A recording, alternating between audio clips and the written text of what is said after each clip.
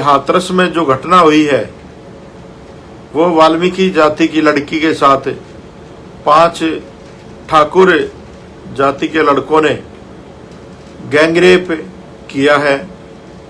साथियों, वो लड़की अपनी माँ के साथ खेत में काम करने गई हुई थी। माँ दूसरे खेत में काम कर रही थी और बेटी वहीं पर पड़ोस में काम कर रही थी, उनके साथ में थोड़ी दूर।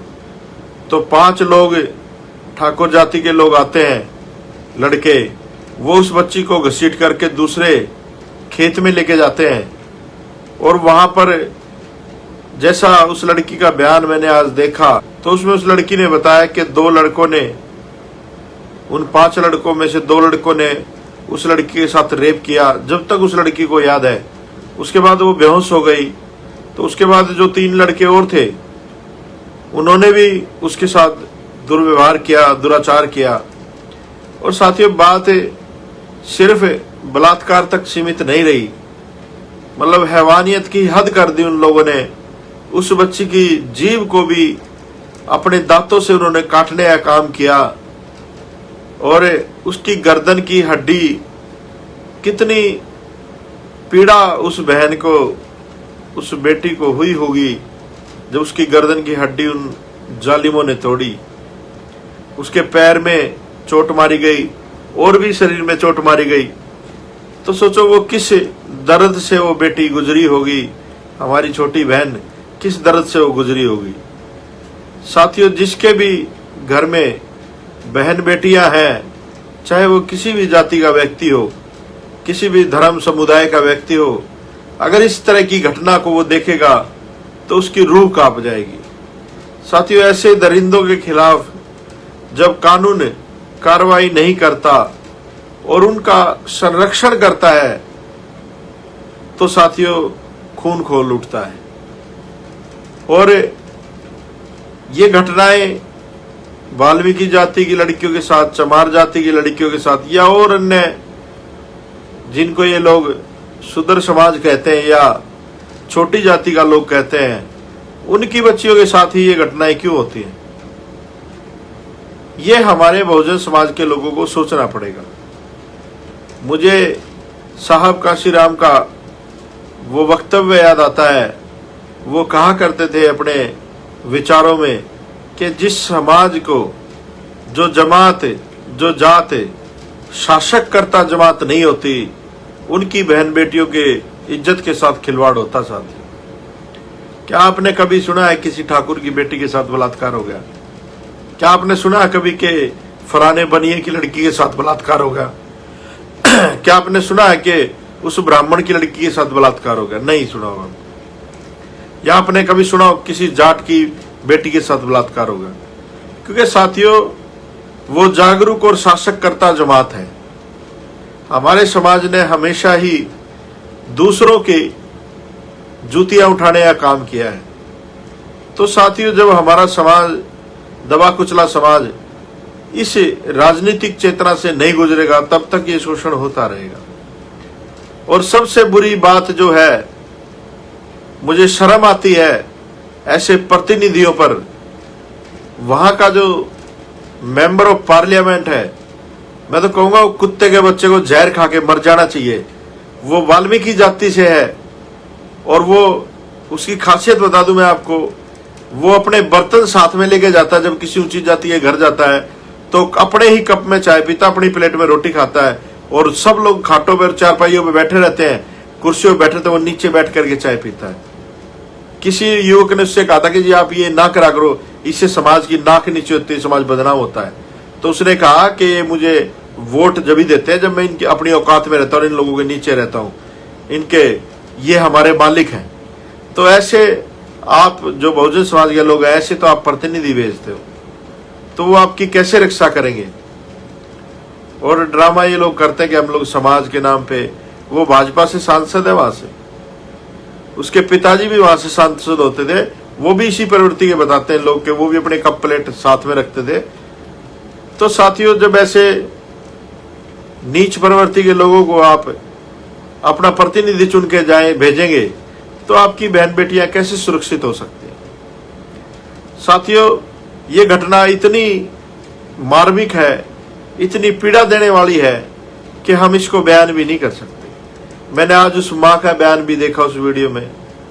क्या गुजरी होगी उस माँ पे जब उसने अपनी बेटी को उस अवस्था में देखा जिसको एक माँ बर्दाश्त नहीं कर सकती। वो फिर अपनी बच्ची को घर लाई और हद हो गई वहां के प्रशासन की। उन्होंने जो एफआईआर की वो झगड़े की एफआईआर की, साथ ही क्या उनका पर्चा दर्ज किया। साथियों, ये तो जब थोड़ा सोशल मीडिया पर ट्रेंड किया है, कुछ साथियों ने, सतपाल भाई ने भी अभी बताया था लाइव आकर के, उन्होंने भी काफी प्रयास किया और बहुत सारे लोगों ने जो सोशल मीडिया पे इस आवाज को बुलंद किया, इस आवाज को उठाया। उसके बाद प्रशासन थोड़ा सा हरकत में आया और साथ ही उस बच्ची के जो कपड़े थे उस समय के, वो तक पुलिस ने हिरासत में नहीं लिए। बच्ची का मेडिकल नहीं कराया गया, उस बच्ची का ट्रीटमेंट सही से नहीं हो रहा। तो साथियों सोचो उस परिवार के ऊपर क्या गुजर रही होगी। और मैं इस देश के जो लोग ठेका लेके घूमते हैं, ह्यूमन राइट्स कमीशन वाले या और बहुत सारे आयोगों की चेयरमैन है, वो ड्रामा करती हैं हड़ताल में बैठने का, मैं उन सब लोगों से पूछना चाहता हूं, अगर ये बच्ची जनरल कास्ट की होती तो क्या जब भी आप लोग खामोश बैठ रहे थे, ये सारा का सारा देश हरामखोरों की जमात इंडिया गेट पे पहुंच जाती मोमबत्ती लेके। लेकिन ये आज क्यों नहीं आवाज उठा रहे? क्योंकि वो एक दबे कुचले समाज, शोषित समाज की बेटी है। हमारी बहन बेटियों की इज्जत तो फुटबॉल की तरह है, जिधर से भी जाओ कोई भी लात मारने का काम करता है हमारे लोगों को। तो इसके लिए जिम्मेदार कौन है? इसके लिए जिम्मेदार मुझे लगता है कि मेरा बहुजन समाज ही है, जो उस ताकत को पहचान नहीं पाया जो बहुत संघर्षों के बाद बाबा साहब अम्बेडकर ने अंग्रेजों के समय में ली थी, वोट की ताकत। साथियों वोट तो जब हम अपने दुश्मनों को देते हैं तो फिर आपकी सुरक्षा कैसे होगी? तो साथियों ये वोट जो है ये हमारी बहन बेटियों की इज्जत से भी बड़ी कीमत वाली चीज है। आप लोग अपनी वोट को कभी दारू में, कभी पैसे में, कभी साड़ी में, कभी किसी और लालच में अपनी वोट का सौदा करते हो।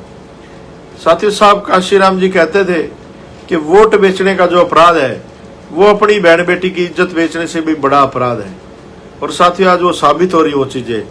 वोट के द्वारा ही हम लोग सरकार बनाते हैं। सरकार के अधीन प्रशासन होता है, शासन करती है सरकार, और जैसे शासन चाहता है वैसे प्रशासन करता है।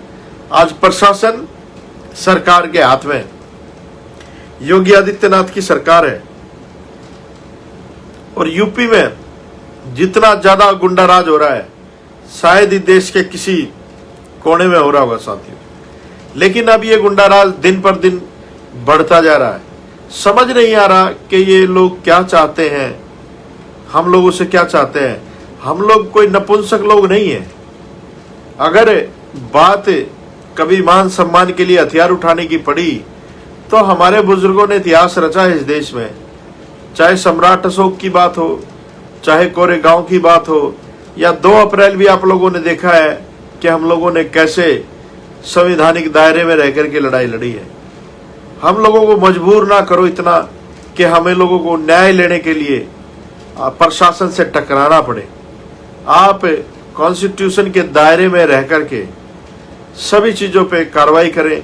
अपराधी अपराधी है, वो चाहे किसी जाति का हो, किसी धर्म का हो, किसी मजहब का हो, किसी समुदाय का हो। तो प्रशासन को इन मामलों में बड़ी सहनशीलता के साथ, बड़े संवेदनशीलता के साथ कार्रवाई करनी चाहिए और दोषियों को सजा देनी चाहिए।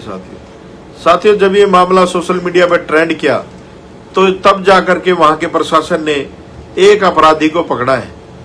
ना उस बच्ची का मेडिकल हुआ, ना उनके खिलाफ एफआईआर लिखी गई, नामजद एफआईआर दी है, उस लड़की ने आज बयान भी दे दिए हैं, लेकिन साथियों किसी भी तरह का पुलिस में कोई हलचल नहीं है।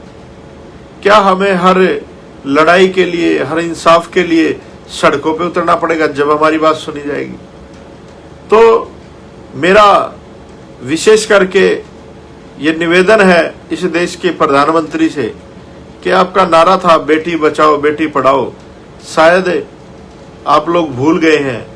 अब नारा बदलना चाहिए कि बीजेपी से बेटियां बचाओ, बीजेपी से बेटियां बचाओ, क्योंकि बीजेपी के राज में जितनी ज्यादा घटनाएं मेरे समाज की बच्चियों के साथ हो रही हैं, कभी किसी राज में नहीं हुई साथियों। और साथियों, अभी आज ही पता चली है, झज्जर के एक गांव में एक चमार जाति की बेटी के साथ, बहुजन समाज की बेटी के साथ, वो खेत में जाती है काम करने के लिए।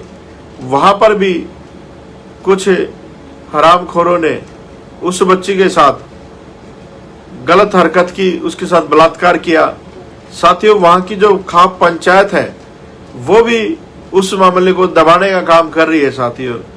तो ये समझ नहीं आता कि गरीब की बेटी की इज्जत की कोई औकात नहीं है क्या? उसकी कोई कीमत नहीं है क्या?